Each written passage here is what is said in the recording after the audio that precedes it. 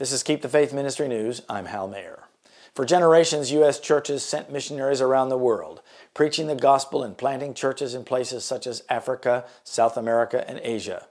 Today, many of the millions of Christians and churches that resulted from those missionary efforts are more biblically faithful than their American forebears.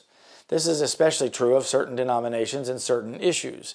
These daughter churches overseas, traditional as they are, remain in communion with their now liberal mother churches, which poses a serious challenge. Actually, it would be accurate to say that the central concern of many in these mother churches today is achieving sexual heresy, especially LGBT theology. And it would be accurate to say that the churches they helped to plant, praise God, aren't budging.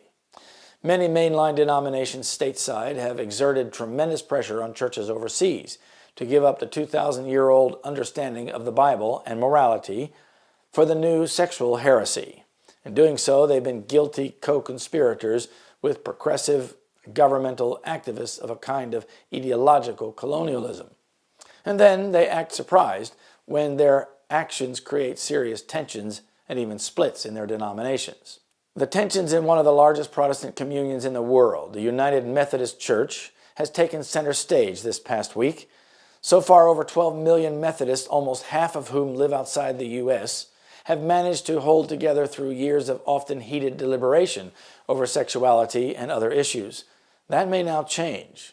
This week, over 800 delegates of the UMC General Conference convened in St. Louis to decide, among other things, whether to reaffirm the denomination's historical stance on sexuality or to split over the issue.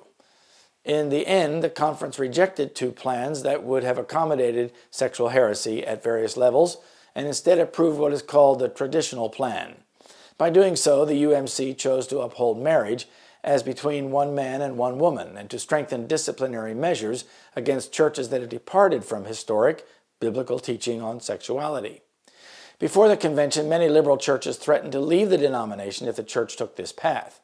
We shall now see whether the Methodists are facing an Atlantic-sized split. Thanks mostly to African Methodists, the UMC's Book of Discipline already defines homosexual behavior as incompatible with Christian teaching and forbids openly gay clergy and same-sex marriages. That hasn't stopped many American Methodists from pursuing and blessing LGBT relationships and activity anyway. Despite what you might hear, there is no question about who left who in this situation.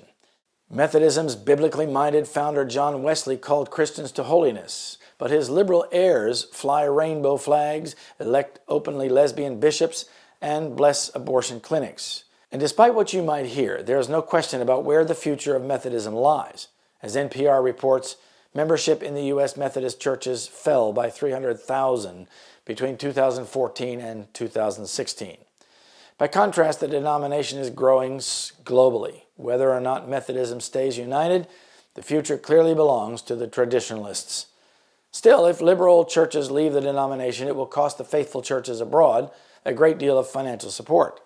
Even so, don't expect the international churches to cave to the promise of money. Speaking at a breakfast on Saturday, Dr. Jerry Kula, Dean of Theology at the United Methodist University in Liberia, responded to this sort of threat in no uncertain terms. Africans are not children in need of Western enlightenment when it comes to the church's sexual ethics, he said. We do not need to hear a progressive U.S. bishop lecture us about our need to grow up. He concluded, the vast majority of African United Methodists will never ever trade Jesus and the truth of the Bible for money. Does this sound familiar? The United Methodists are not so united, are they? Churches in Western nations tend to follow their culture and gradually depart from biblical norms. Let us lift up the message that was preached in the early days, and it will be a cleaver to separate the honest from the people of the world and fit them for translation. We are living in perilous times. If there ever was a time when there should be a voice sounding somewhere that the poor, deluded sheep that have no shepherd might hear the true voice, that time is now.